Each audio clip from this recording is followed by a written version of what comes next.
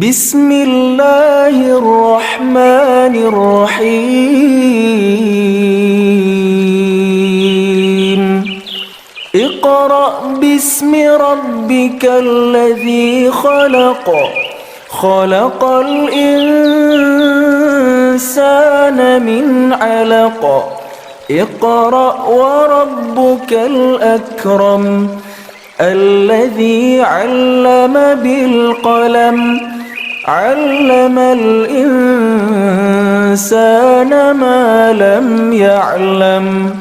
Bismillahirrahmanirrahim. Assalamualaikum warahmatullahi wabarakatuh. Innal hamdalillah nahmaduhu wa nasta'inuhu wa nastaghfiruh wa na'udzu billahi min shururi anfusina wa min sayyiati a'malina. Man yahdihillahu fala mudilla lahu wa man yudlil fala hadiya lahu. Asyhadu an la ilaha illallah wahdahu la syarika lahu wa asyhadu anna Muhammadan 'abduhu wa rasuluh la nabiyya wa la rasula ba'dahu. Qala Allah Ta'ala fi kitabil karim, a'udzu billahi minasyaitonir rajim. Ya ayyuhalladzina amanu taqullaha haqqa tuqatih wa la tamutunna illa wa antum muslimun.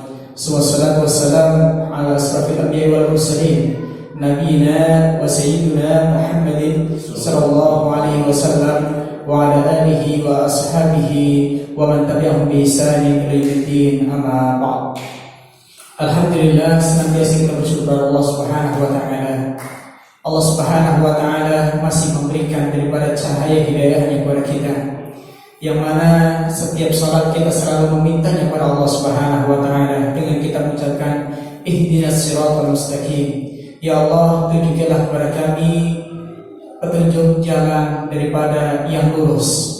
Maka alhamdulillah pada kesempatan malam hari ini, insyaallah hadirnya kita di masjid ini adalah merupakan salah satu daripada bentuk bagaimana Allah Subhanahu wa taala mengabulkan daripada doa kita, yang mana tentunya kita tahu hidayah tidak akan bisa kita raih melainkan dengan cara kita harus mencarinya. Dan hidayah di sini para ulama menyampaikan adalah tentang ilmu. Bagaimana kita ditunjukkan oleh Allah Subhanahu wa taala pengetahuan bagaimana jalan yang lurus, jalan yang Allah Subhanahu wa taala ridhoi, jalan yang Rasulullah sallallahu alaihi wasallam, para sahabatnya, para tabi'in, para tabi'ut tabi'in dan juga orang-orang saleh setelah mereka tempuh jalan itu. Maka semoga Allah Subhanahu wa taala kokohkan kita di jalan itu. Dan saya berdoa kepada Allah Subhanahu wa taala, semoga seluruh yang hadir pada malam hari ini dan juga mungkin yang masih berhalangan untuk hadir pada malam hari ini, semoga kita tercatat daripada orang-orang yang bertakwa kepada Allah Subhanahu wa taala, bukan termasuk daripada ahli maksiat ataupun orang-orang yang senantiasa mereka bermaksiat kepada Allah Subhanahu wa taala. Karena sebagaimana Imam Syafi'i rahimahullah ta'ala, beliau pernah meminta nasihat kepada gurunya yaitu Wakil tentang buruknya hafalan Imam Syafi'i. Seburuk-buruknya hafalan Imam Syafi'i, beliau sekali lihat langsung hafal. Itu seburuk-buruknya hafalan Imam Syafi'i. Beliau masih mengadukan kepada gurunya, wahai guruku, gitu ya, bagaimana solusinya terkait daripada buruknya hafalanku. Subhanallah, gurunya Imam Syafi'i pun memberikan nasihat yang sangat-sangat dalam dan sangat menyentuh tentunya bagi kita yang mau memperhatikan. Guru daripada Imam Syafi'i yaitu Wakil, beliau mewasiatkan kepada Imam Asy-Syafi'i yaitu untuk apa? Jauhilah daripada apa? Maksiat. Jauhilah daripada maksiat. Kata yang menarik setelahnya, guru Imam Syafi'i mengatakan, sesungguhnya ilmu adalah cahaya, dan cahaya Allah itu tidak Allah berikan kepada ahli maksiat. Maka insya Allah hadirnya kita di sini dalam rangka untuk menuntut ilmu. Artinya Allah sedang berikan ilmu kepada kita. Semoga kita mohon kepada Allah Subhanahu wa taala kita bukan termasuk daripada ahli maksiat. Kenapa? Cirinya adalah Allah masih memberikan ilmu kepada kita. Kalau misalkan Allah halangi kita daripada ilmu, maka bisa jadi itu adalah tanda bahwasanya kita termasuk daripada ahli maksiat. Ya, betapa banyak kajian-kajian ilmiah diselenggarakan, betapa banyak ilmu bertebaran di media sosial. Tapi ketika mata kita, keinginan kita, hati kita itu tertutup dari jalan untuk meraih ilmu, maka naudzubillah, bisa jadi itu menjadi pertanda bahwasanya apa? Kita adalah ahli maksiat. Karena apa? Ilmu adalah cahaya, dan cahaya Allah itu tidak Allah berikan kepada ahli maksiat. Semoga Allah Subhanahu wa taala senantiasa memberikan istiqomahan untuk kita, senantiasa bisa menghadiri daripada majelis ilmu yang mana di situ dibacakan qala Allah, qala Rasul, bagaimana penjelasan para sahabat, para tabi'in, para tabi'ut tabi'in, dan juga orang-orang saleh setelah mereka, agar supaya kita bisa memahami agama ini dengan benar, memahami bagaimana kita cara beribadah kepada Allah Subhanahu wa taala dengan benar. Kita selalu berada di jalan hidayahnya, di jalan lurus yang senantiasa mendapatkan daripada ridha Allah Subhanahu wa taala. Salawat dan salam semoga tercurah limpahkan kepada Nabi kita yang mulia Nabi Muhammad sallallahu alaihi wasallam, kepada keluarga beliau, sahabat-sahabat beliau, serta orang-orang yang senantiasa mereka selalu istiqomah mengikuti daripada jalannya sampai yaumul kiamah nanti. Ikhwatul iman rahimani rahimakumullah jami'an. Tema kita pada malam hari ini melanjutkan daripada pertemuan sebelumnya. Kalau sebelumnya kita membahas hadis ke-38 tentang bagaimana seorang mukmin jangan sampai terjatuh pada lubang yang sama dua kali. Maka pada pertemuan kali ini insyaallah kita akan membahas yaitu hadis ke-39.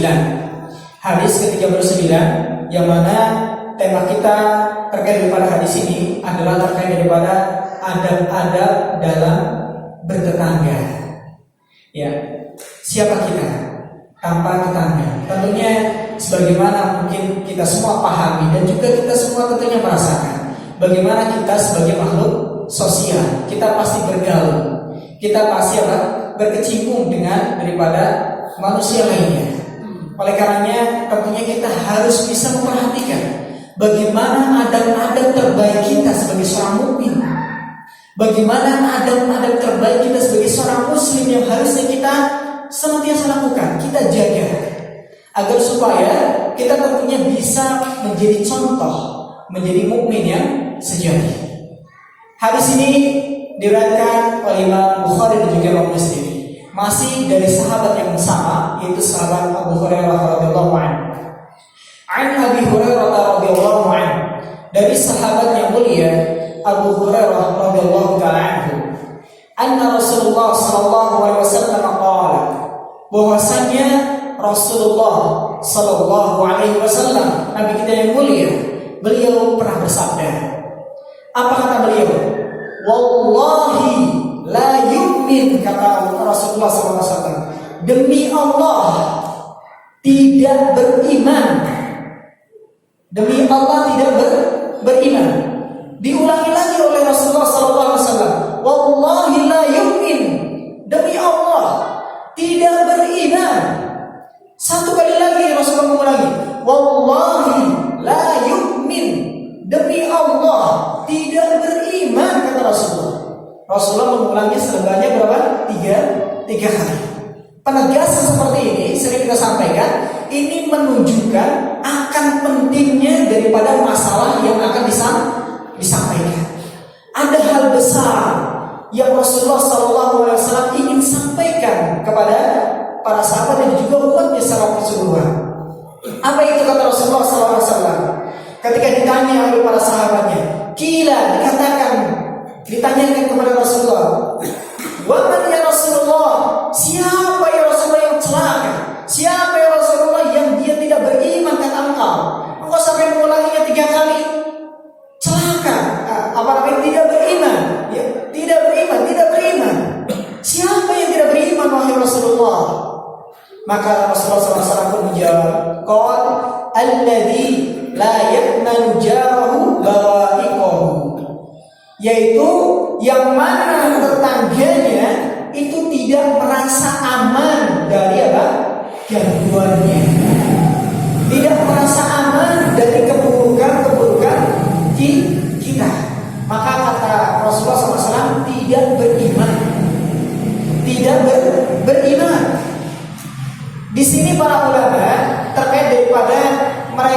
menjelaskan tentang sabda Rasulullah SAW menyebutkan bahwasanya tidak beriman orang yang dia tidak membuat tetangganya itu aman dari gangguan dirinya. Maka para ulama ada dua penjelasan di sini. Pertama, ada yang menjelaskan tidak beriman secara keseluruhan, artinya memang jauh daripada kategori apa seorang itu dikatakan seorang beriman. Lantas yang kedua, para ulama menyebutkan tidak beriman yang di sini artinya imannya tidaklah sempurna. Ya kalau bisa dibilang hampir sama. Artinya dia tidak bisa mencerminkan bahwasanya dirinya adalah termasuk daripada orang yang beriman. Yaitu ketika siapa? Orang ini dia tidak membuat aman tetangganya dari apa gangguan. Ini kalau berbicara masalah tetangga, nanti Pak RT ini banyak PR ya. Karena rukun tetangga ya. RT itu artinya apa? Bukan? Ya, ini penting nih buat Pak RT biar paham bagaimana menyelesaikan terkait daripada ketetanggaan ini. Bagaimana menyikapi, bagaimana adab-adab terkait daripada bertetangga. Insyaallah. Baik. Sebelum kita terlalu jauh membahas terkait daripada bagaimana adab-adab kita dalam bertetangga, bukan berumah tangga Pak RT, bertetangga. Ya. Kemarin kalau berumah tangga sudah pernah, ya. Sekarang bertetangga. Baik. Pertanyaan pertama adalah siapakah tetangga kita? Nah, ini Pak RT lebih tahu. Kalau tetangga itu siapa Pak RT? Yang terdekat kanan kiri, depan, belakang. Berarti 4 rumah Pak RT? Oh, enggak juga. Pokoknya gimana tuh pembahasan terkait orang itu bisa dikatakan tetangga kita? Gimana tuh Pak RT? 160 kakak semuanya tetangga gitu. Baik. Artinya satu lingkup RT. Baik. Ya, saya jelaskan sedikit terkait daripada siapa sih tetangga kita. Ya, layak nggak orang itu dikatakan tetangga kita? Baik. Pertama ada penjelasan di sini dari kitab Fathul Bari Ibnu Hajar Al-Asqalani. Beliau pernah mengatakan menukilkan kaitan dengan bagaimana pendapat para ulama terkait daripada definisi seorang itu bisa dikatakan tetangga. Kategori bisa dikatakan apa? Tetangga. Seperti apa sih? Gitu. Baik, kata beliau, sebagian daripada ulama ini ada yang mereka mengatakan tetangga adalah orang-orang yang sholat subuh bersamamu. Jadi kalau sholat subuh itu bisa bersama-sama, itu masih bisa dibilang apa? Tetangga. Meskipun lebih dari RT gitu ya. Tapi kalau sholat subuhnya itu bisa bareng, itu masih dikatakan apa? Tetangga. Kenapa? Karena biasanya kalau rumahnya terlalu jauh gitu, nggak mungkin untuk apa? Sholat subuh berjamaah bersama dengan kita. Berarti artinya mungkin masih dekat. Hitungannya adalah apa? Ketika seorang itu bisa sholat subuh berjamaah bersama, itu masih bisa dikatakan apa? Tetangga. Ustaz, gimana Ustaz? Kalau tetangga saya tidak nggak pernah sholat subuh, ya gimana? Tetangga nggak? Ya, ini salah satu penjelasannya terkait daripada kategori seorang itu dikatakan tetangga. Benar nggak nih kalau kita mengacu pada pernyataan yang pertama ini, yaitu apa? Orang yang bisa sholat subuh bersama dengan kita itu disebut dengan tetangga. Ya, kalau orang yang sholat subuh, konsekuensinya mungkin bisa dibilang kayak mungkin tetangga gitu. Itu kalau sudut pandang yang mungkin satunya. Tapi sudut pandang yang lain terkait daripada penjelasan ini betul juga. Artinya maksudnya di sini adalah bukan hanya sekedar masalah sholatnya, tapi apa? Ketika orang itu bisa sholat bersama, sholat subuh, artinya lingkungannya ataupun jaraknya itu masih berdekatan. Paham di sini ya? Baik, ini penjelasan pertama, kategori sesuatu atau seseorang itu bisa dikatakan tetangga kita. Baik, kemudian ada juga para ulama juga yang menyampaikan terkait daripada kategori seseorang itu dikatakan tetangga, yaitu apa? 40 rumah dari setiap sisi. Betul dari Pak ya? Kanan, depan, kanan, kiri, depan, belakang, 40 rumah. Seluruh 40 rumah, radius 40 rumah dari rumah kita itu dikatakan apa? Tetangga. Masih masuk kategori disebut sebagai tetangga.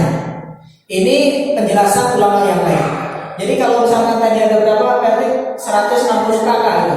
160 kakak itu berapa rumah berarti? 100 lebih berarti ya? 160 kakak. 160 lebih berarti rumah. Baik. 160 lebih daripada rumah. Baik. Yang enaknya gimana nih? Kita cari bagaimana para ulama itu memberikan kategori terkait daripada seseorang itu bisa dikatakan tetangga kita. Ada juga yang menambahkan ini. Sebagian ada yang mengatakan yaitu 10 rumah dari tiap sisi. 10 rumah dari setiap sisi. Kanan, kiri, depan, belakang. 10 rumah. Itu dikatakan apa? Tetangga. Karena memang realita biasanya di setiap daerah itu beda-beda ya. Ada di daerah tertentu dia mungkin mengatakan tetangga itu pokoknya ya masih kurang lebih 10 rumah memang betul ya. Ada yang 10 rumah itu dikatakan tetangga. Kalau enggak berarti bisa dikatakan 1 RT gitu ya. 1 RT tapi bukan tetangga. Baik, lantas gimana kita menyikapi daripada penjelasan para ulama ini? Sekali lagi, para ulama menjelaskan ini hanya sekedar penjelasan para ulama. Adapun terkait daripada dalil yang menjelaskan daripada batasan-batasan orang itu dikatakan tetangga, itu kata para ulama ahli hadis, hadisnya nggak ada yang sahih. Sekali lagi, hadisnya tidak ada yang sahih. Yang jelas mengatakan terkait daripada kategori seseorang itu dikatakan tetangga bagi kita. Jadi bagaimana solusinya? Para ulama menyebutkan yang paling tepat adalah kembali pada uruf. Uruf itu artinya kebiasaan yang berlaku di lingkungan. Kalau di lingkungan sini misalkan, menurut lingkungan sini bosnya tetangga itu adalah pokoknya 1 RT. Itu adalah dikatakan tetangga misalkan. Atau misalkan di lingkungan sini yang dikatakan tetangga adalah 10 rumah dari segala sisi misalkan. Atau 40 rumah dari segala sisi misalkan. Itu kembali kepada kebiasaan. Jadi kembalikan kepada adat ataupun pokoknya yang menjadi sebuah mungkin pedoman dari suatu daerah ataupun suatu tempat. Itu dikembalikan kepada urufnya. Itu lebih baik. Itu lebih baik. Artinya nggak ada batasan-batasan tertentu. Karena memang nggak ada hadis sahih yang menjelaskan terkait daripada batasan seorang itu dikatakan tetangga. Jadi kembalikan kepada urufnya ataupun kebiasaan. Karena ada kaidah fikih yang sangat menarik terkait daripada masalah ini. Kenapa kita lebih memilih pendapat uruf? Karena apa?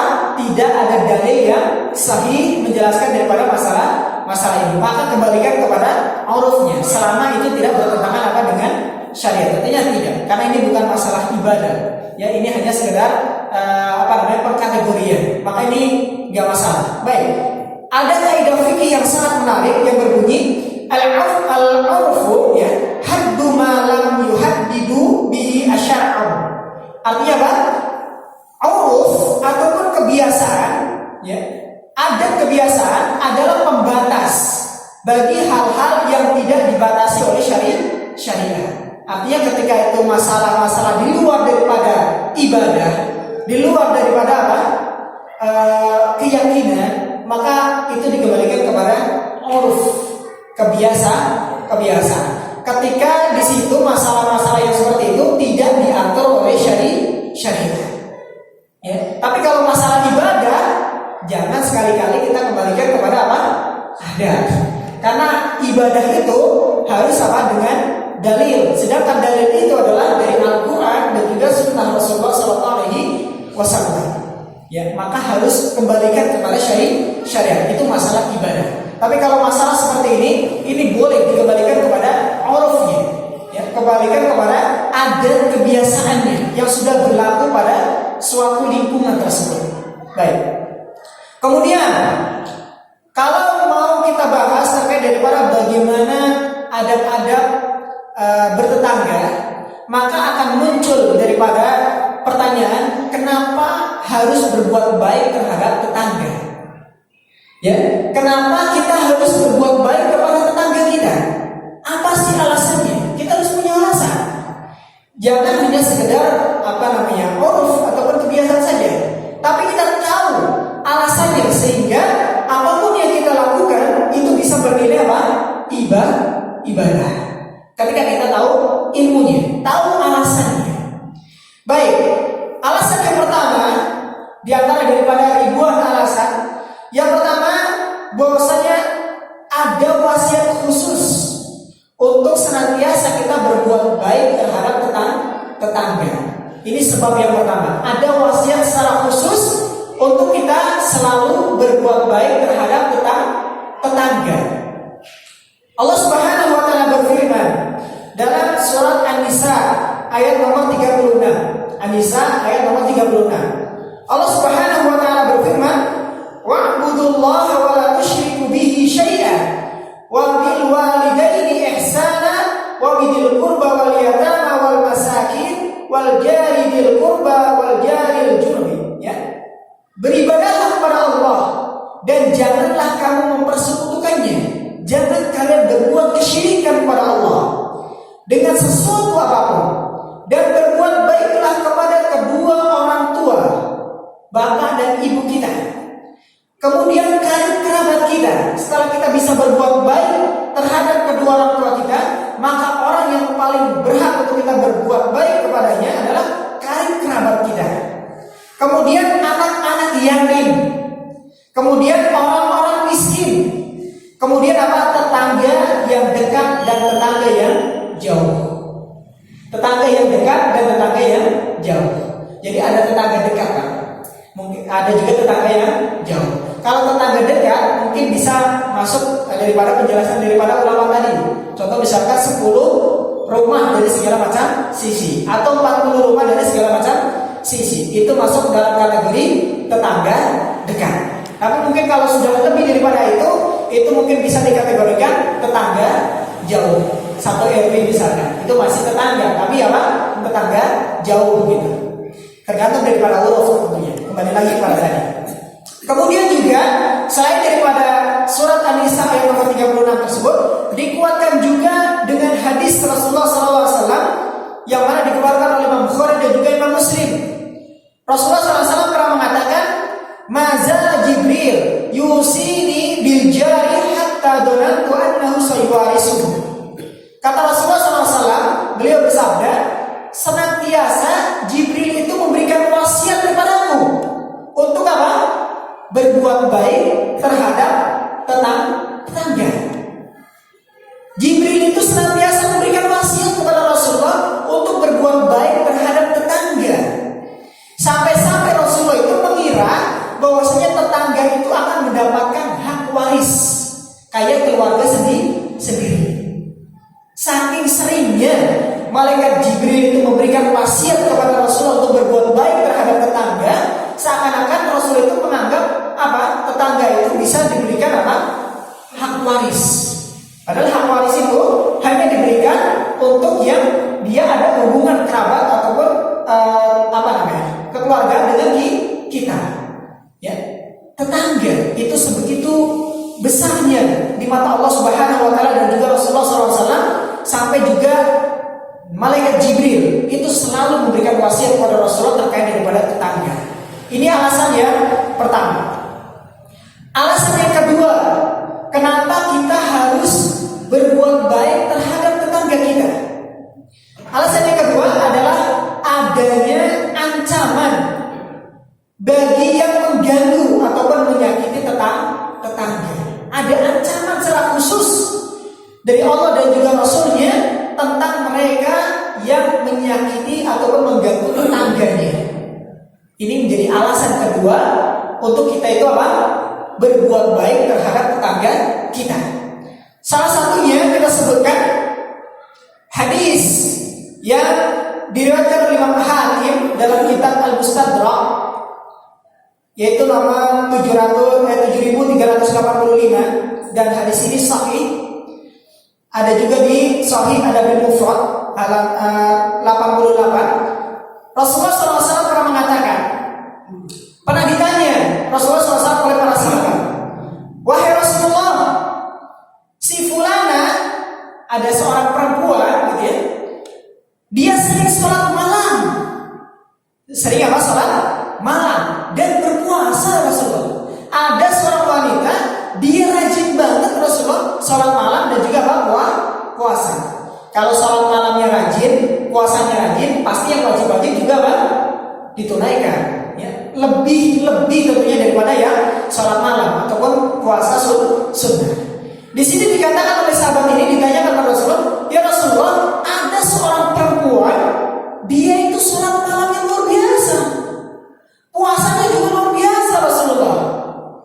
Maka kata para sahabat dilanjutkan, namun ada namunnya, tetapi lisannya pernah menyakiti tetangganya.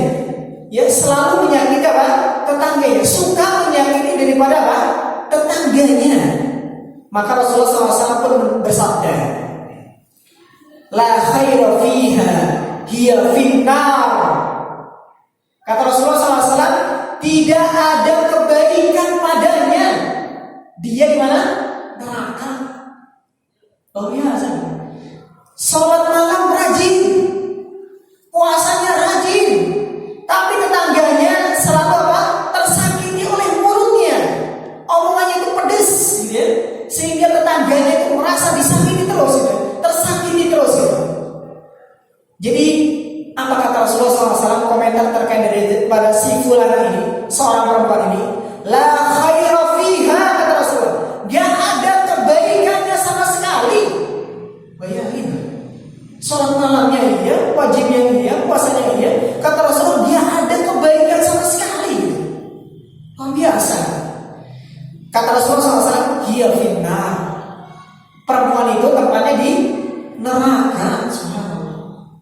Ya, maka masih penting lah kalau kita misalkan sholat malamnya masih jarang-jarang, puasanya juga masih jarang-jarang, tapi tetangga kita itu luar biasa, merasa nyaman, merasa suka cinta dengan kita, merasa senang dengan kehadiran kita, merasa senang dengan kita menjadi tetangganya. Ini luar biasa.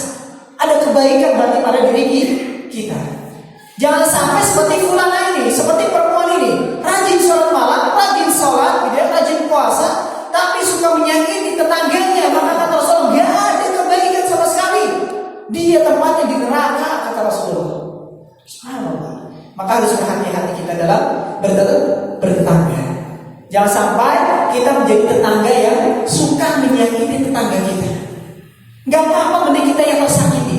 Jangan sampai kita menjadi orang yang menyakiti. Lebih baik kita bertahun-tahun disakiti oleh tetangga kita daripada sekali dua kali kita menyakiti daripada tetangga kita. Itu lebih baik bagi kita. Ya, kenapa? Ancamannya lumayan dahsyat, luar biasa dahsyat, luar biasa dahsyat. Kata Rasulullah, gak ada kebaikan sama sekali dan dia di mana? Neraka. Subhanallah. Baik, ada juga ancaman yang lain. Ada banyak ancaman yang lain. Kata Rasulullah SAW dalam hadis riwayat Imam Bukhari dan juga Imam Muslim, mempertegas daripada hadis yang pertama tadi. Rasulullah SAW pernah mengatakan, la yadkhulul jannah man la ya'manu jarahu bawa'iqahu. Tidak akan masuk surga, kata Rasulullah. Gak akan masuk surga. Kalau Rasulullah sudah katakan gak akan masuk surga, bisa masuk surga gak, Pak? Gak bakal. Gak bakal bisa masuk surga. Itu kata Rasulullah SAW, bukan saya. Kalau saya mau bilang, gak apa-apa kalau saya. Tapi Rasulullah yang katakan, gak bakal masuk surga tuh. Apa kata Rasulullah? Man la ya'manu jarahu bawa'iqahu. Barang siapa yang tetangganya itu tidak merasa aman, tidak merasa dia itu terselamatkan dari gangguan kita. Kata Rasulullah, dia akan masuk surga. Orang yang dia itu suka menyakiti tetangganya, entah itu dengan lisan ataupun menyakiti dengan perbuatan. Maka kata Rasulullah, dia akan masuk surga. Ini penting. Hanya sekedar masalah tetangga itu bisa menentukan apa? Neraka ataupun surga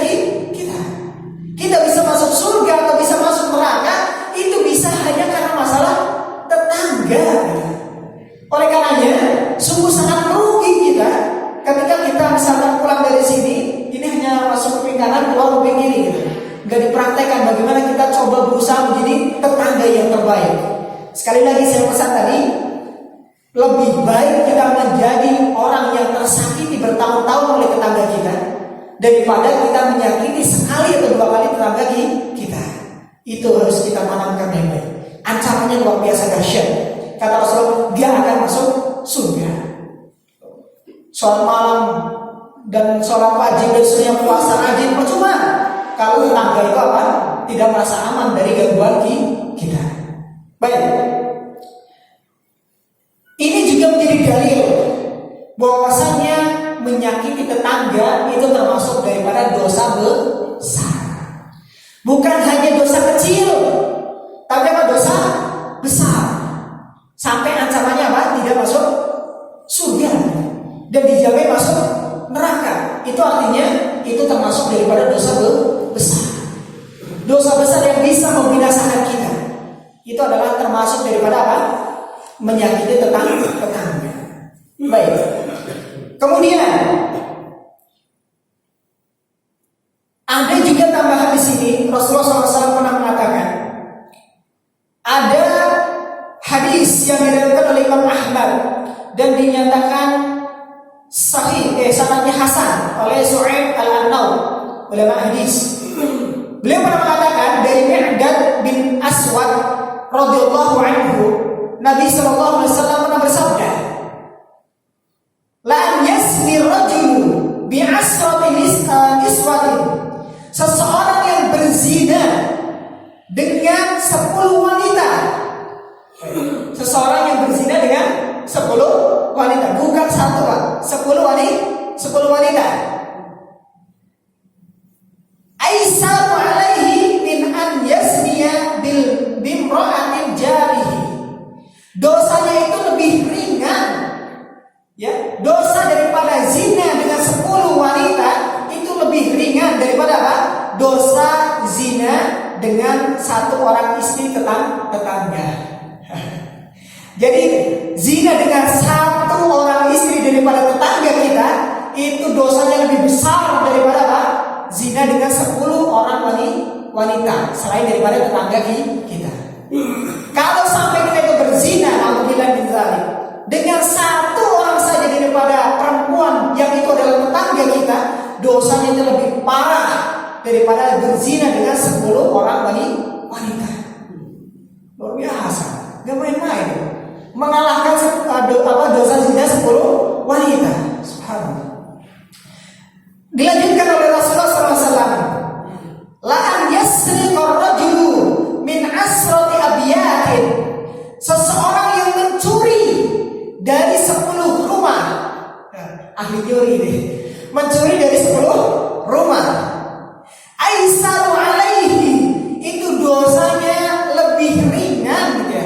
Lebih ringan dan untuknya min an yasriqa min jarihi, daripada orang itu mencuri dari satu tetangganya.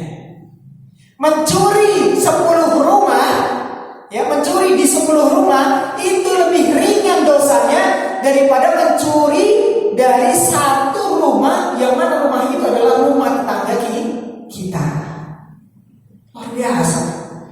Karena tetangga dia tahu bagaimana keseharian tetangga kita, dia pulangnya jam 10 malam nih, kesempatan gitu. Kan tetangga sering keluar masuk ke rumah, jadi gak bakal kelihatan gitu. Dosanya itu lebih berat mencuri di tetangga kita, satu daripada tetangga kita mencuri di rumahnya, itu lebih berat dosanya dibandingkan daripada mencuri di 10 rumah daripada selain tetangga kita. Subhanallah. Jangan jangan main-main gitu. Mencuri satu buah jambu saja. Kenapa? Ada jambu gitu ya. Ngambil ngomong sama tetangga. Tetangga pasti boleh. Nyuri, Pak. Itu lebih besar dosanya daripada mencuri jambu di 10 rumah. Hanya sebuah jambu gitu. Maka harus hati-hati kita dalam bertetangga. Ini bukan artinya saya bilang boleh berzina dengan 10 wanita gitu. Bukan. Atau boleh mencuri di 10 rumah. Bukan. Jangan salah pahami. Artinya kita ingin menyampaikan mencuri dan berzina dengan tetangga kita dari tetangga kita itu lebih besar dosanya daripada yang lainnya. Baik, syaratnya bagus, ya syaratnya bagus, syaratnya bukan lemah, ini bagus syaratnya. Jadi masih bisa diterima, hasan. Ya syaratnya apa? Hasan. Kalau dalam hadis itu ada sahih, sahih itu ada lidatihi, ada sahih lighairihi, terus ada hasan lidatihi, ada hasan lighairihi. Jadi hasan ini di bawah sahih. Kemudian di bawahnya nanti ada dhaif. Ya dhaif itu bermacam-macam, ada yang palsu dan seterusnya. Baik. Kemudian kita lanjutkan. Setelah kita tadi tahu alasan kenapa kita harus berbuat baik terhadap tetangga kita. Sebenarnya banyak sekali alasan, tapi saya cukupkan dengan tadi yang sudah saya sampaikan. Insya Allah sudah sangat cukup untuk menjadi apa? Tameng agar supaya kita tidak berbuat keburukan terhadap tetangga kita dan menjadi motivasi bagi kita untuk senantiasa berbuat baik terhadap tetangga kita. Baik, lantas yang akan kita bahas setelah ini adalah cara berbuat baik terhadap tetangga kita. Kalau tadi sudah tahu alasannya, kemudian caranya bagaimana sih untuk kita itu bisa berbuat baik terhadap tetangga kita? Caranya gimana? Banyak sekali caranya. Saya sebutkan di antaranya. Yang pertama, contoh itu apa? Dengan bersedekah. Yaitu salah satunya dengan misalkan memberi makan. Memberi apa? Makanan kepada tetangga kita. Ini sepele Pak, tapi luar biasa. Memberi apa? Makanan pada tetangga kita, saling bertukar mangkok gitu ya. Saling bertukar gelas, meskipun isinya atau apa cuma misalkan singkong rebus misalkan gitu ya. Atau isinya apa misalkan ya hal yang biasa lah gitu ya. Mungkin apa kayak bubur misalkan, sepele gitu. Atau misalkan di jalan pasar itu. Tapi luar biasa. Kata Rasulullah SAW dalam hadis yang lain beliau mengatakan tahabu kata Rasulullah. Salinglah kalian memberi hadiah, maka niscaya kalian akan saling mencintai. Untuk supaya merajut daripada cinta dengan tetangga kita bisa dengan cara apa? Saling memberi hadiah. Hadiah di sini contohnya adalah apa? Saling memberi makanan. Ya, jadi jangan pelit. Tetangga yang jaraknya 10 rumah dari kita itu dikasih. Tapi apa? Tetangga yang 1 langkah gitu ya dari kita itu nggak dikasih. Maka ini tentunya salah. Aisyah radhiyallahu taala anha pernah mengatakan kepada Rasulullah SAW, ya Rasulullah, sesungguhnya aku punya 2 tetangga Rasulullah. Kepada siapa aku itu bersaudara, aku memberikan hadiah, aku memberikan makanan kepada tetanggaku ini ya Rasulullah. Maka kata Rasulullah SAW, ila aqrabihima min kibaban.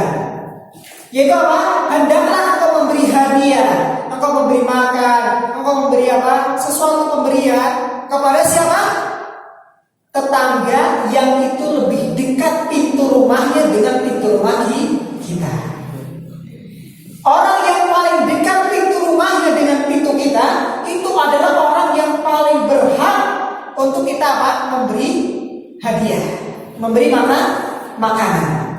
Ya, jadi dahulukan orang sekitar kita, tetangga sekitar kita, depan kita, samping kiri kita, samping kanan kita, atau belakang kita, yang mana pintu rumahnya itu paling dekat dengan kita, utamakan itu yang kita kasih apa? Makanan. Sebelum apa? Tetangga-tetangga yang lainnya. Utamakan yang paling dekat dengan kita. Itu etika kita dalam memberikan suatu apa? Hadiah untuk tetangga. Kenapa? Ini luar biasa kan? Ya, luar biasa. Ini salah satunya fungsinya adalah apa? Untuk merajut daripada apa? Ukhuwah. Dan kadang-kala ada masalah. Misalkan Pak, saya sedang masalah sama Pak Edi misalkan. Tiba-tiba saya datang bawa semangkuk bakso. Kira-kira sama Pak Edi dilempar ke muka atau diterima? Biasa diterima. Suka bakso kan? Tenang hati. Meskipun di hatinya mungkin masih ada rasa marah gitu. Tapi ketika menerima semangkuk bakso dari kita, itu akan menimbulkan benih-benih cinta itu akan muncul. Tapi mohon maaf Pak, kalau yang ngasih perempuan lebih baik yang terima istrinya Pak ya. Jangan kita terima. Nanti timbul benih-benih cinta lagi. Jangan. Khawatir Pak, nanti dosanya itu lebih parah Pak daripada apa? Dengan orang lainnya. 10 orang lain kita bermaksiat dengan orang lain itu lebih mending daripada kita bermaksiat ataupun membuat suatu kemaksiatan dengan tetangga kita ya. Kalau misalkan yang ngasih perempuan, istrilah suruh maju ya. Tapi kalau yang ngasih adalah laki-laki, jangan istri kita suruh maju lah. Khawatir gitu ya. Lagi dandanan siap-siap untuk merayu kita, misalkan gitu ya, ada tetangga datang misalkan. Ambil dulu tuh makanan. Akhirnya malah Pak, yang kesengsem tetangga Pak. Alhamdulillah ya. Maka harus kita bisa menjaga. Bisa Pak? Menjaga. Sekecil apapun celah untuk terjadinya kemaksiatan harus kita cegah. Harus kita cegah. Baik. Kemudian ada juga contoh misalkan di sini Abu Dzar. Rasulullah SAW pernah berwasiat kepada Abu Dzar, wahai Abu Dzar, apabila kamu memasak sayur yang mana kalau sayur itu tentunya ada kuahnya gitu ya. Kalau dalam bahasa itu disebut dengan maroko ya. Maroko itu masakan yang berkuah. Ya. Maka kata Rasulullah SAW, perbanyak airnya. Ya, perbanyak airnya dan berilah tetangga. Meskipun isinya cuma berapa potong daripada mungkin kikil gitu ya, atau berapa potong daripada daging, atau berapa gelintir daripada telur puyuh misalkan, telur puyuh, gitu banget ya. Baik. Maka banyakin kuahnya. Kalau kita kasih sop ya, misalkan sop telur puyuh minimal ya ada telurnya lah 1 aja, tapi kuahnya dibanyakin gitu. Gak apa-apa, isinya telur 1 gitu ya, sama ada wortelnya atau apa gitu.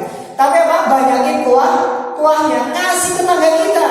Ini nih wasiat dari Rasulullah. Kalau kita masak dibanyakin kuahnya agar supaya kita bisa berbagi tetangga kita, maka sama saja kita telah menjalankan sunnah Rasulullah SAW, dan itu adalah ibadah bagi kita. Menjalankan sunnah Rasulullah adalah ibadah bagi kita. Ya, kalau masaknya berkuah-kuah, banyakin kuahnya. Misalkan cuma dikasih kepala ikannya, tapi kalau kepala kakap atau tongkol masih mending kan. Tapi kalau kepala ikan teri ya jangan. Nggak apa-apa, tapi bisa disambal gitu ya. Ya. Pokoknya intinya tetangga harus dikasih lah. Ya, sekecil apapun, sedikit apapun, coba kasih hadiah, kasih makanan. Ustaz, gak balik-balik mangkok saya, gak apa-apa ya. Minta aja mangkoknya meskipun kosong gimana Ustaz? Ya gak apa-apa, emang kita ngasih itu untuk supaya ada kembalian? Enggak lah ya.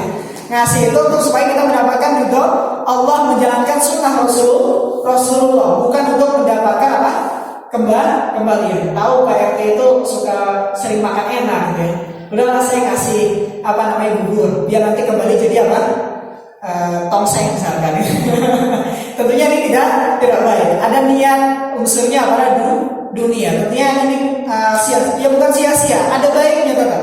Ada baiknya meskipun itu niatnya dunia, tapi tetap ada kebaikannya. Tapi tentunya merugi ketika hanya sekedar masalah dunia saja yang diharapkan. Baik. Ini jelas ya, saling berbagi makanan. Baik. Cara yang kedua.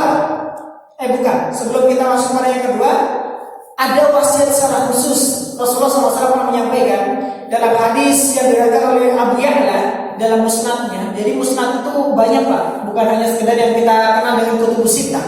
Tapi ada musnad yang lain. Contoh di sini musnad Abu Ya'la. Dan sanadnya ini dinilai hasan oleh Husain Salim Hasan.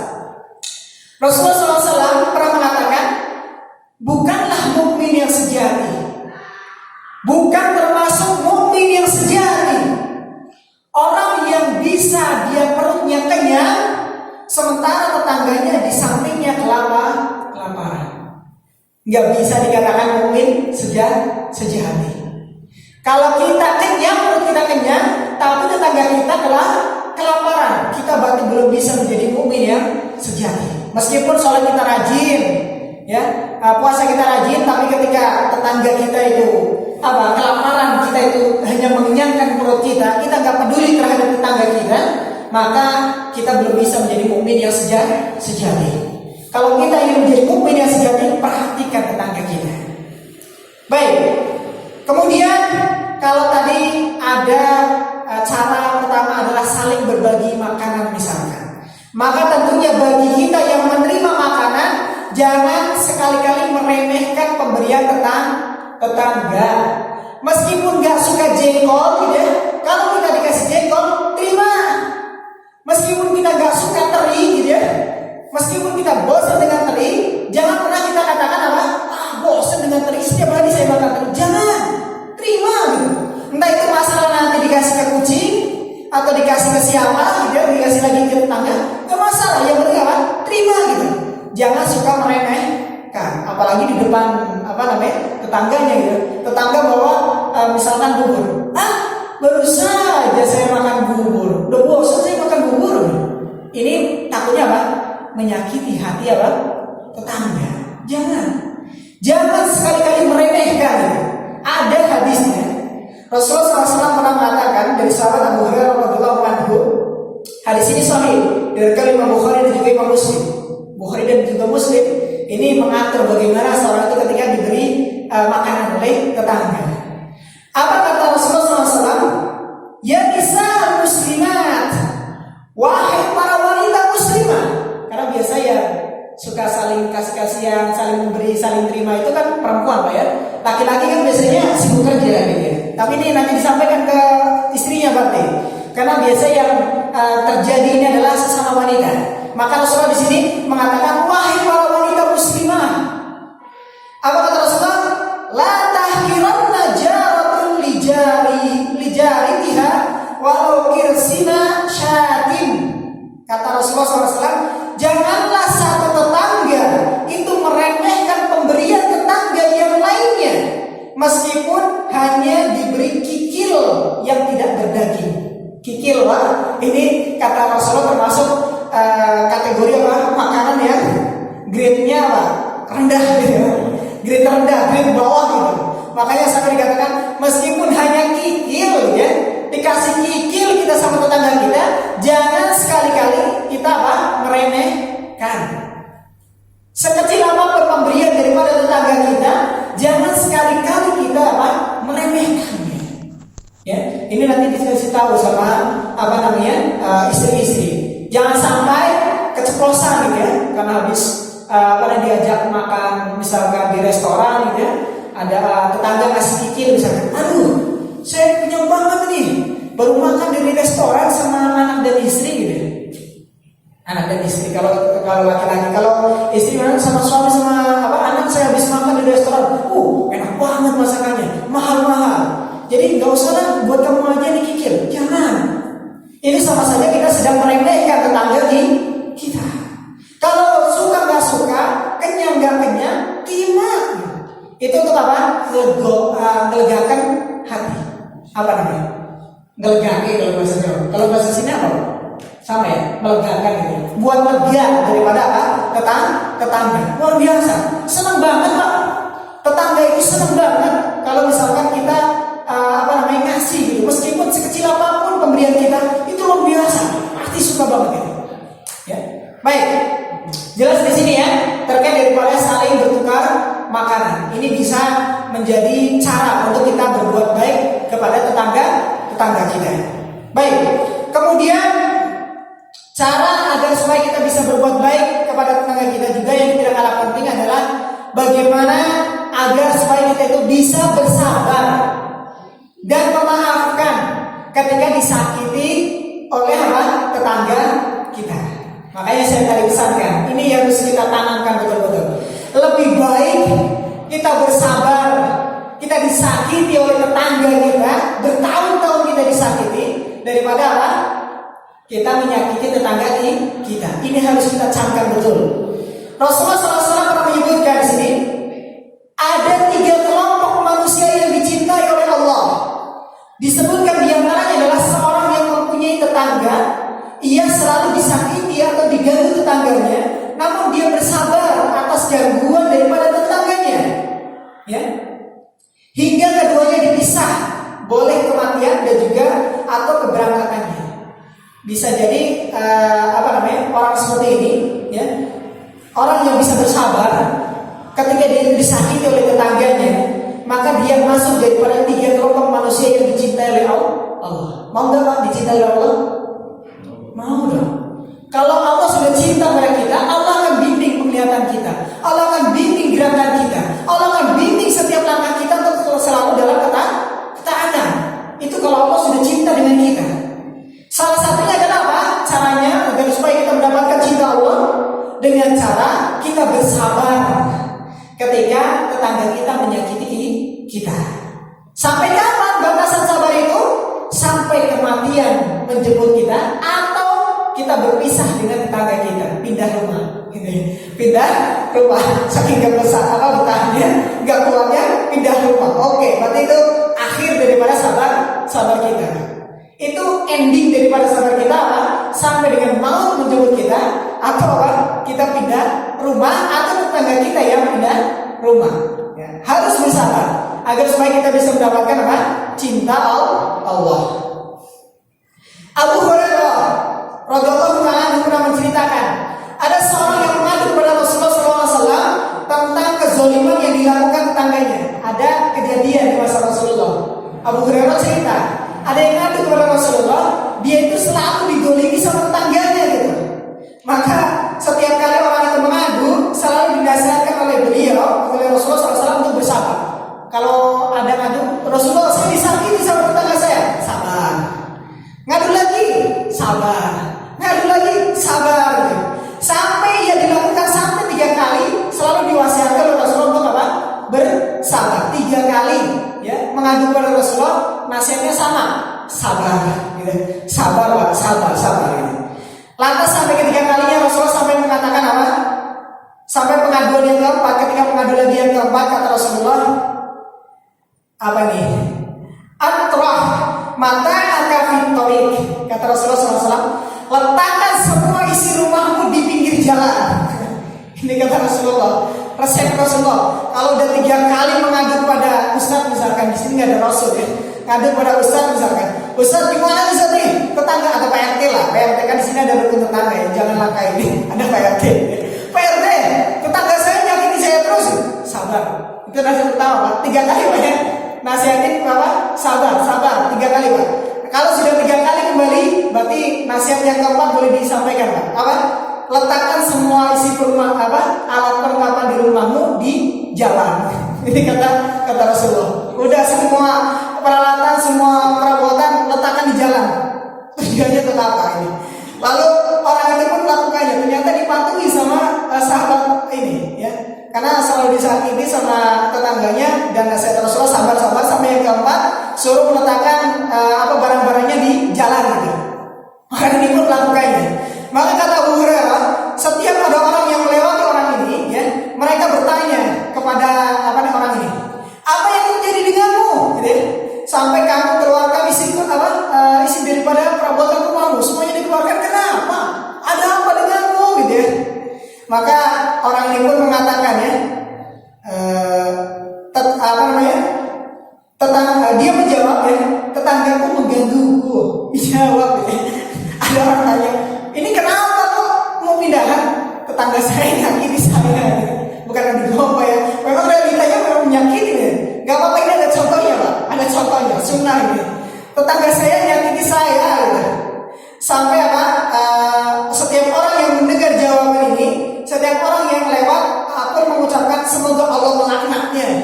Setiap orang yang mendengar jawaban daripada orang ini yang meletakkan barangnya di jalan, orang-orang itu pun mendoakan semoga Allah melaknat tetangga kamu yang berbuat dolim kepada kamu gitu. Maka sampai hal ini terdengar ya oleh tetangganya, pengganggu itu tetangganya yang suka mengganggu ini datang. Lalu dia pun merasa iba, bukan merasa takut karena laknat sama yang lain, tapi merasa iba. Alhamdulillah, berarti tetangga ini masih ada rasa kasihan gitu. Ada rasa kasihan. Maka orang ini yang tetangga yang suka menyakiti ini, dia berkata, masukkan kembali barangmu, ya. Demi Allah, saya tidak akan mengganggumu selamanya. Gitu. Karena mungkin mulut ke mulut gitu ya, sudah tersampaikan kepada tetangga yang suka menyakiti, sehingga dia mengatakan, masukkan lagi barang-barangmu. Saya demi Allah nggak akan pernah menyakitimu lagi. Gitu. Nah, ini hadisnya diriwayatkan oleh Ibnu Hibban dan sanadnya kuat. Ya, sanadnya kuat, tapi tidak sampai sahih. Sanadnya kuat. Ya, jelas di sini ya. Ini trik Pak RT. Jadi kalau misalkan ada yang mengadu tetangga suka usil gitu ya, coba sabar. Kedua, sabar. Ketiga, sabar. Keempat, ayo keluarkan barang-barang ke jalan gitu. Kalau tetangga, nanti kalau tetangga bilang, ya udah sana pindah-pindah, nggak peduli saya. Berarti nggak peka tetangga itu. Berarti perlu diambil tindakan sama PRT gitu. Ya sebenarnya nggak harus begitu juga. Selain daripada nasihat sahabat, tentunya ada langkah-langkah yang perlu ditegakkan, ya dijalankan. Panggil gitu ya tetangganya. Kenapa sih masalahnya apa gitu? Cuma karena masalah mungkin baju melempar sedikit misalkan di teras rumah gitu, sampai segitunya misalnya. Nah, makanya ini perlunya ada PRT di sini. Kalau nggak bisa RT, RW. Kalau nggak bisa RW, kelurahan. Kalau nggak, ya pengadilan gitu. Sampai masalah pengadilan. Baik. Lanjut sebagai penutup di sini, bersikap baik kepada tetangga ini adalah tanda muslim yang sejati. Tadi kita sudah sampaikan. Ini tidak perlu kita ulangi. Terus jadilah tetangga yang terbaik di sisi Allah. Ya, jadi kita harus menjadi tetangga yang terbaik, tapi di mata Allah. Jangan sampai kita menjadi tetangga terbaik, tapi hanya sekedar di mata manusia. Contoh misalkan karena banyak Pak, karena misalkan kita sering ngajak misalkan, ayo Pak sholat, gitu. Atau misalkan kita sering digunakan untuk ngaji, misalkan sampai tetangga kita itu nggak suka sama kita misalkan. Maka ini tentunya sukanya ini tidak dibenarkan oleh syariat. Kalau tadi beberapa dalil yang kita sebutkan, ini adalah ketika ketidaksukaannya ini adalah akibat gangguan yang kita lakukan. Yang mana gangguan yang kita lakukan ini adalah bertentangan dengan syariat. Artinya kita melanggar daripada hukum syariat. Maka ini harus kita perhatikan. Baik. Rasulullah SAW pernah bersabda, ketika ada yang bertanya kepada Rasulullah SAW, bagaimana saya bisa mengetahui apakah saya adalah orang baik ataupun orang jahat? Gimana sih cara saya itu mengetahui saya itu orang baik atau orang jahat? Gimana caranya? Maka kata Rasulullah SAW, jika tetanggamu, ya, wa idza qalu, yaitu ketika tetanggamu berkomentar, di sini bukan hanya satu tetangga ya, tapi qalu di sini berarti jamak, lebih daripada 3. Artinya ketika ada 3 atau lebih daripada tetangga, mereka mengatakan kamu orang baik, maka berarti engkau adalah orang baik. Sementara jika mereka berkomentar engkau orang tidak baik, berarti kamu tidak baik. Tapi sekali lagi ini baik dan buruknya adalah di mata manusia. Adapun baik dan buruknya di mata Allah tentunya timbangannya adalah syariat. Kalau di sini hitungannya adalah muamalah. Bagaimana interaksi kita dengan tetangga. Ini menjadi tolak ukur seorang itu bisa dikatakan baik ataupun tidak baik. Baik. Selanjutnya sebagai penutup saya sebutkan di sini dari Sa'ad bin Abi Waqqas radhiyallahu anhu, Rasulullah SAW bersabda, Rasulullah SAW mengatakan 4 hal yang menjadi sumber kebahagiaan. Ini penting kita untuk mencari tetangga yang baik dan juga menjadi tetangga yang baik. Yaitu apa? Ada 4 sumber kebahagiaan. Kalau mau kita bahagia Pak, cari 4 ini Pak. 4 ini adalah sumber kebahagiaan. Yang pertama adalah istri yang solihah. Ini kebahagiaan Pak. Kalau punya istri yang solihah, kebahagiaan. Sumber kebahagiaan yang pertama berarti kita dapatkan. Lantas kalau enggak istri yang solihah, apalagi saat yang bisa jadi sumber kebahagiaan bagi kita, yaitu tempat tinggal yang luas. Wal maskan ad-doy, Wal maskan al-wasi, yaitu tempat tinggal yang luas. Ini sumber daripada kebahagiaan. Kalau udah punya istri solihah, tempat tinggalnya luas ya, rumahnya gede gitu ya. Rumahnya gede, tanahnya lebar gitu ya. Ini sumber kebahagiaan biasanya. Kemudian apa? Yang ketiga menjadi sumber kebahagiaan adalah tunggangan yang nyaman. Wah, biar punya mobil ya. Mobilnya apa? Yang nyaman lah. Mobil yang nyaman lah. Ini yang nyaman bagi kita. Ini sumber kebahagiaan. Kemudian ada juga 4 sumber kesengsaraan. Ada yang ketinggalan. Yaitu apa? Tetangga yang baik. tetangga yang baik, rumah besar, istri solihah, terus tunggangannya baik, enak, nyaman. Tapi ketika tetangga nggak baik, rasanya bahagia nggak Pak? Susah bahagia, susah. Dikit-dikit tetangga itu aja ribut gitu. Tentunya nggak bisa tenang kita, nggak bisa bahagia. Maka 4 hal ini kalau kita bisa dapatkan, maka kita akan bahagia Pak. Istri solihah, tempat tinggal yang luas, kendaraan yang nyaman, kemudian tetangga yang baik. Ini tempat yang diidolakan bagi kita. Baik, ada juga tentunya 4 sumber kesengsaraan, yaitu apa? Tetangga yang buruk, istri yang durhaka, kemudian tempat tinggal yang sempit, tempat tinggal yang sempit, kontrakan, betakan, mungkin jadi sumber stres, sumber pertikaian suami istri bisa jadi. Salah satunya apa? Karena memang ini sumber kebahagiaan adalah apa? Tempat yang luas. Ini tempatnya sempit, bisa jadi apa?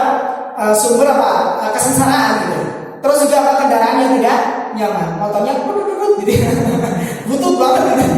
Artinya ini bisa menjadi sumber kesengsaraan. Hadis ini diriwayatkan oleh Ibnu Hibban dan hadis ini dinilai sahih. Hadis ini sahih, ya bukan hadis yang baik. Baik, terakhir sebagai penutup, Rasulullah SAW pernah bersabda tentang bagaimana nasihat yang berpesan untuk kita, yaitu Rasulullah SAW pernah mengatakan, mintalah perlindungan kepada Allah dari tetangga yang buruk. Mintalah perlindungan kepada Allah dari tetangga yang buruk. Kita berdoa agar supaya kita tidak mendapatkan tetangga yang buruk di tempat tinggal menetap. Ada tambahannya, di tempat tinggal menetap. Kalau tempat tinggal menetap ini kan untuk jangka waktu panjang gitu ya. Jangan sampai tetangga kita adalah tetangga yang buruk. Kita mohon pada Allah supaya kita mendapatkan tetangga yang baik ketika kita menetapkan diri di mana kita akan menetap. Tapi kalau masih kontrak ya nggak apa-apa lah gitu ya. Tetangga yang agak mungkin ini sedikit, tapi ya tentunya lebih baik ketika kita mencari tetangga yang baik. Itu lebih baik meskipun kita belum menetap. Karena apa? Kata Rasulullah SAW, tetangga yang tidak menetap akan berpindah dari kampungmu. Ya, tetangga yang tidak menetap akan berpindah dari kampungmu. Jadi kalau misalkan sudah menetap itu sulit. Ya, tetangga yang dia itu sudah menetap sama dengan kita dan tetangga kita ternyata itu adalah tetangga yang buruk, maka kita akan tidak nyaman ya untuk kita menempati daripada tempat tinggal kita. Ini nasihat dari Rasulullah SAW terkait daripada bagaimana agar supaya kita berusaha menjadi tetangga yang baik dan kita berusaha juga mencari tetangga yang baik. Wallahu ta'ala alam shawab. Ini yang dapat kami sampaikan. Insyaallah jelas ya apa yang tadi kita sudah bahas pada malam hari ini. Kita mohon kepada Allah Subhanahu wa taala semoga kita bisa menjadi tetangga yang baik. Kalau sekarang kita ada masalah dengan tetangga kita, segeralah kita perbaiki daripada hubungan tersebut. Ya dengan cara apa tadi? Contoh misalkan saling berbagi hadiah. Insyaallah itu akan menimbulkan daripada berbagai macam kebaikan untuk kita semua. Baik, wallahu ta'ala alam shawab. Silakan jika ada yang bertanya, mungkin 1-2 jika ada yang bertanya, silakan. Silakan Pak, silakan.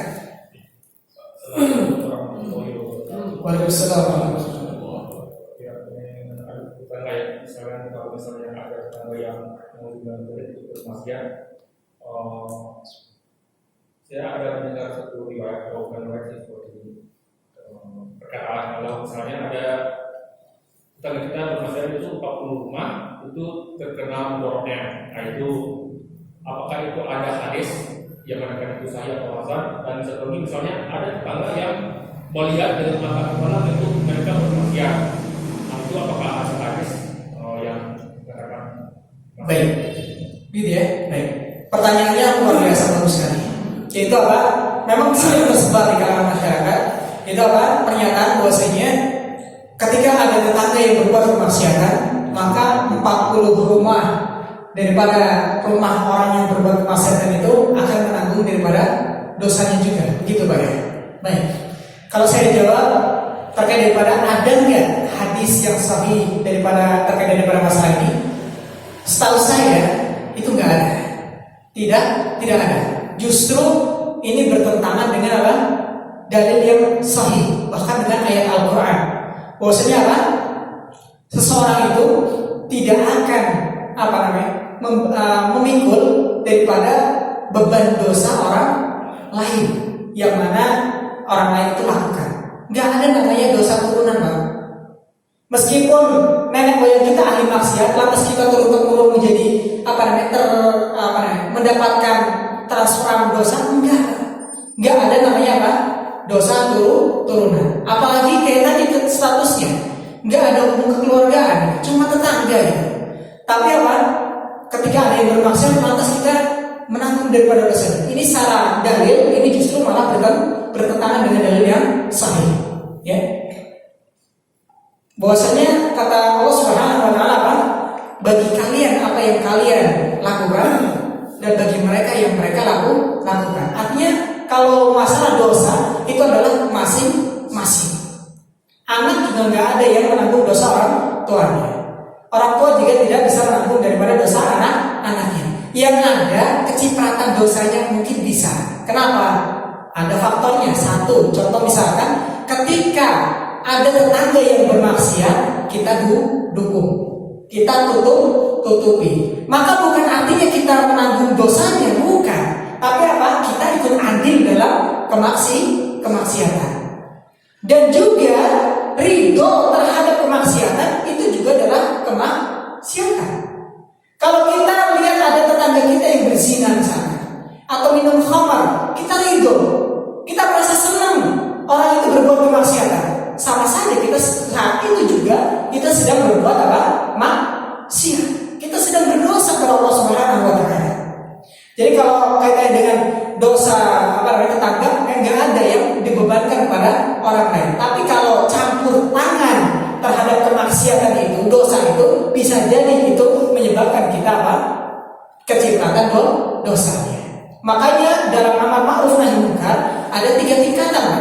Pertama, yaitu ketika seorang itu bisa merubah daripada kemungkaran itu dengan tangannya, dengan kekuasaannya dia bisa merubah. Ada misalkan orang yang suka nongkrong minum-minuman keras, lapor langsung ke PRT gitu ya.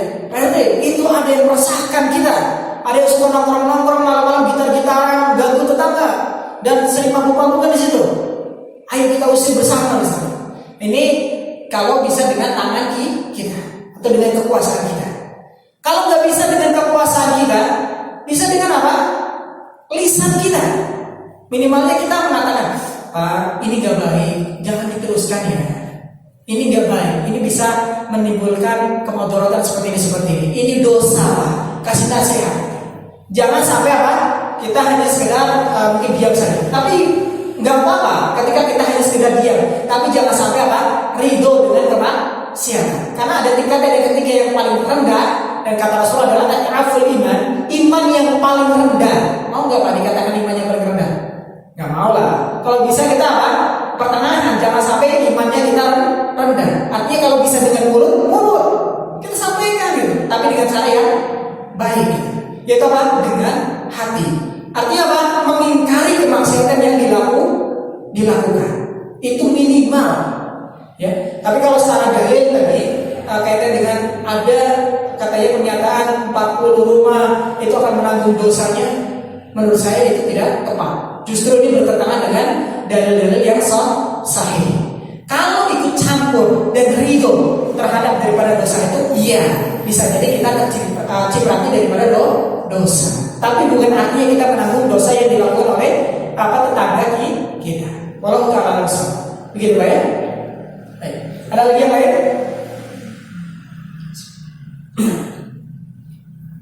Cukup? Tidak ada pertanyaan? Pak ini gak bertanya nih. Dia suka bertanya. Baik, jelas insyaallah ya. Baik, insyaallah kalau sudah gak ada pertanyaan, kita akhiri insyaallah. Semoga Allah Subhanahu wa taala memberikan ilmu yang bermanfaat untuk kita.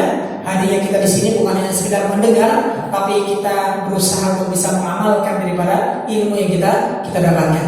Dan jangan berhenti di kita saja, sebarkan seluas-luasnya kepada saudara-saudara kita yang lain. Dan kita mohon kepada Allah Subhanahu wa taala semoga kita bisa menjadi tetangga yang baik dan kita diberi tetangga yang baik sampai dengan kita saling ta'awun untuk kita mendapatkan ridha Allah Subhanahu wa taala. Baik, kita akhiri daripada majelis kita pada malam hari ini dengan doa penutup majelis. Subhanallahumma wa bihamdika asyhadu an la ilaha illa anta astaghfiruka wa atubu ilaik. Sekian aku qouli hada wa astaghfirullah li wa lakum wa lisa'il muslimin wal muslimat min kulli dhanbin innallaha ghafurur rahim. Wassalamualaikum warahmatullahi wabarakatuh.